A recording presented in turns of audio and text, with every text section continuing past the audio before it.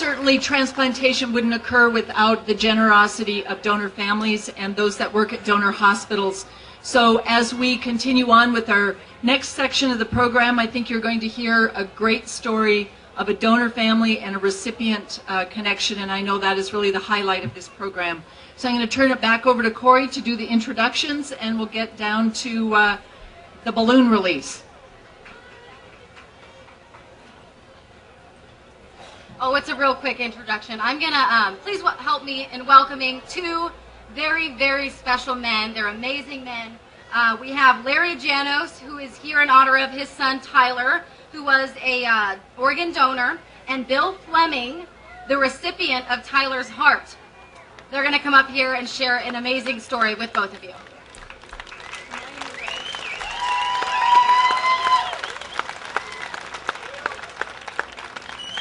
Thank you. It's an incredible sight I'm looking at right now, and I appreciate all of you being here.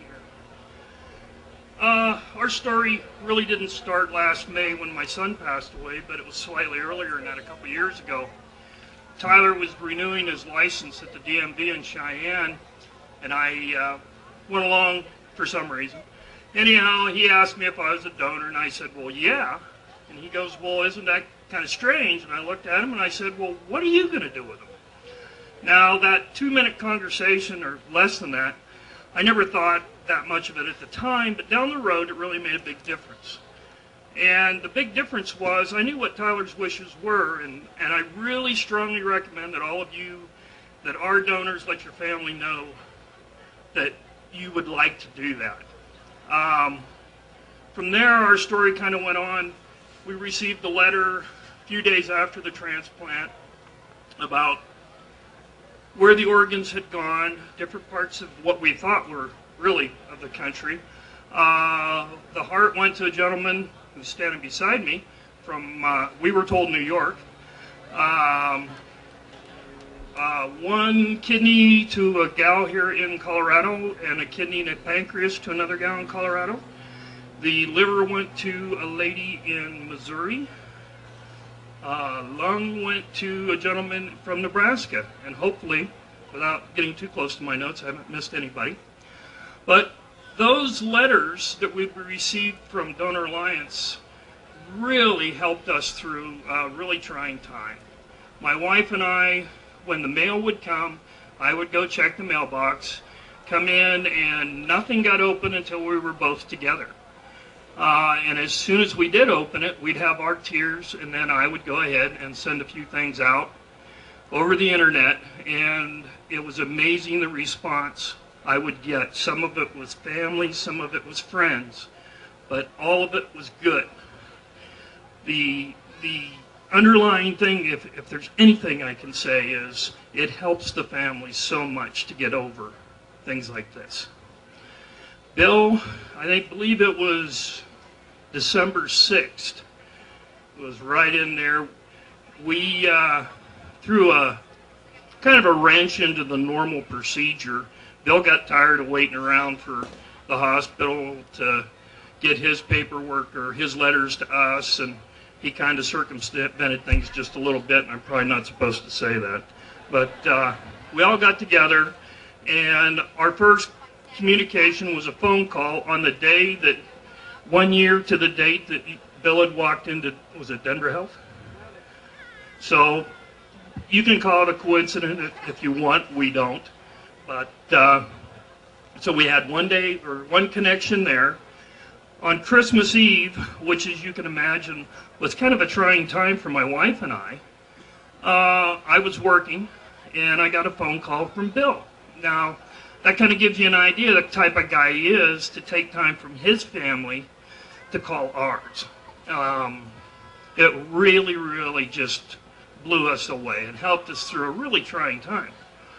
But a couple of weeks later, we arranged a little get-together, and a few days after that, Bill and I jumped in a pickup and drove 1,400 miles across the country, and he got to meet my family, and we got to meet his family. So we've had an ongoing friendship ever since. Yes, we did get to get the stethoscope out and hear the heart.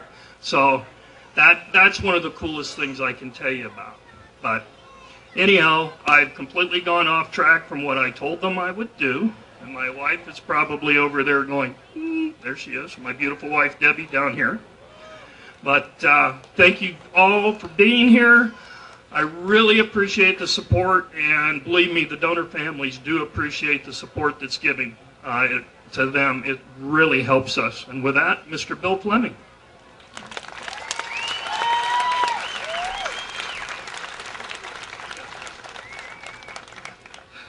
Thank God we're all here today.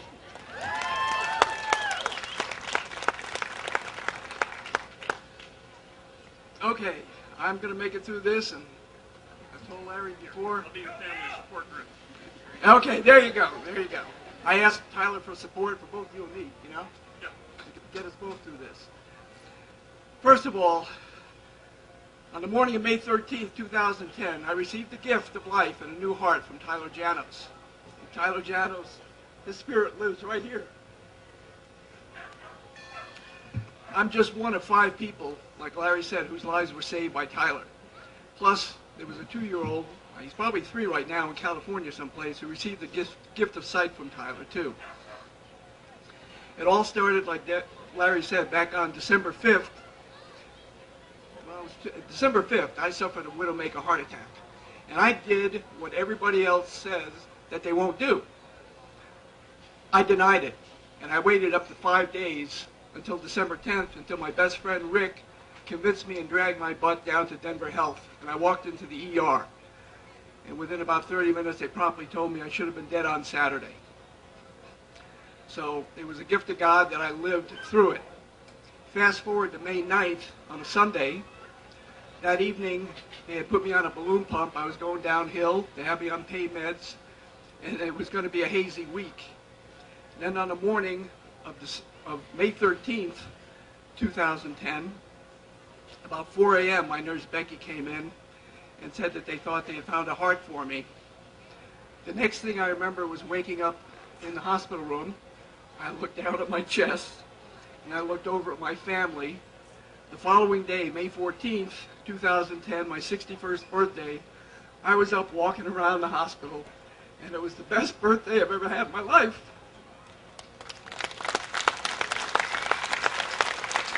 On Sunday, July 18th, last year, 1 year ago, I walked the donor dash with my daughter Erica, who's trying to film this right now, and with the rest of my family, Aaron and Paula, my 2 grandkids, and yeah, he ran it and he beat me.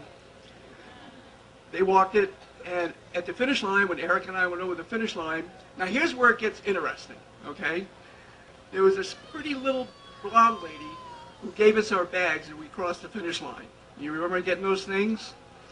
Neither one of us knew it at the time, but it was Debbie Janos, Tyler's mom. Fast forward to August 2nd, about 2 weeks later, I'm in rehab. I got a call from Transplant, and they said they had a letter for me from my donor family. So it took me an hour to get through a 2-page letter with 2 pictures of Tyler. Now, 2 things are important in this letter. At the end, Larry and Debbie asked one thing of the recipients, because it was sent out to all the recipients. They just asked that in the fall, when we heard the sound of geese, because Tyler was an avid geese hunter, that we just look up and smile, because that's all the thanks Tyler would have wanted. The other thing was that prior to going into the hospital, I had wanted to make a trip to Washington for a rally being held on 8/28 called a Restoring Honor Rally. Because I had received a new heart, I was hesitant about making the trip. Now, I don't know why, but as soon as I read that letter, I was just like extremely calm, and I made the decision to book the reservations and make the trip. I responded to their letter. I got a second one at the end of October, and there was a picture of Debbie holding a poster of Tyler right after the finish line. And that's when I realized that the one who handed us the gift bags was Debbie. The other thing that happened was after I wrote the letter, I was waiting to see the geese, Tyler's geese, and I hadn't seen them yet. Now, I've been out here since '73, and all of you know that you see and hear geese sometime in October, November usually, but not last year. But on Tuesday, November 30th, I'm at the Denver Hospital at University of Colorado Hospital with Sean, and I'm looking out the window, and Sean's got his back to the window, and all of a sudden, Sean asked me, he says, "What are you going to do today?" I said, "Well, I'm going to go home. I got to write this letter to Larry and Debbie, but I've been waiting to see Tyler's geese." And right then, a flock of geese flew by the window, and I yelled at Sean, "Sean, quick look, it's Tyler's geese." He looked over at me and he said, "Well, I guess he heard you." So, another coincidence? I don't think so. The bottom line is that this whole experience has been something that, you know, I just can't describe. Like Larry said, on December 10th, I received a letter from Donor Alliance. I kind of broke protocol and delivered a letter directly to them because I wanted Larry and Debbie to get it before Christmas. I got the letter, got home, went upstairs, and as soon as I sat down to read it and opened the package, the phone rang, and it was Larry and Debbie on the phone. And that was the year to the day that I had walked into the Denver emergency room. We met, and like I said, we drove cross country. We've become, pretty close friends. And then that brings me back to the reason why we're up here to begin with, and that's to thank and to remember and honor all the donors and their families, and all of you who have become registered organ donors. Because when you choose to do that, you make a noble choice, whether you realize it or not, because that means that you know that there's more than just yourself to think about in this world. We're all connected. Now, if you think that's something, I just want to leave you with one last thought. About 12 days ago, my heart transplant buddy, Sean, was busy at work in the bank counting all his money, and a lady walked in with her son. And Sean, being a curious kind of guy that he is, because she had one of these bracelets on, a Donate Life bracelet. So don't think it doesn't mean something, because here's what happened. He asked her the significance of it to her. And she proceeded to tell him that she was an organ donor's mother. Well, Sean is also a recipient. I'll make the story short. Within a 7-day period from that point on Monday, December, I got December stuck in my mind. Last Monday, July, hey, like Sean says, it's the drugs. What can I say? Last Monday, Sean was able to facilitate the meeting of Kim and John Lang with their son's recipient, Craig's recipient, Kyle Montgomery. So that happened in 7 days, and that was just 12 days ago, and they're all here today. So if you think that life is just a bunch of random occurrences and coincidences, they don't exist. Everything happens for a reason if you just take time to recognize that. So I'm just going to ask you to do something noble today. If you're not already registered, please become an organ donor. And one last thing for my friend Fred. No. Well, but anyway, one last thing. Please sign up to become an organ donor. Thank you. Thank all of you. Thank you. If you would just stay up here, the two of you, we have a couple of plaques for you. We're not going anywhere. For a little bit, at least.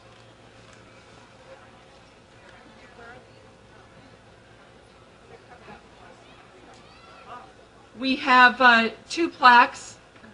Larry, if you want to scoot over here. This is a Donor Alliance's Donor Dash Donor Family of Honor presented to the Janos family. Honor, celebrating, and recognizing. Thank you.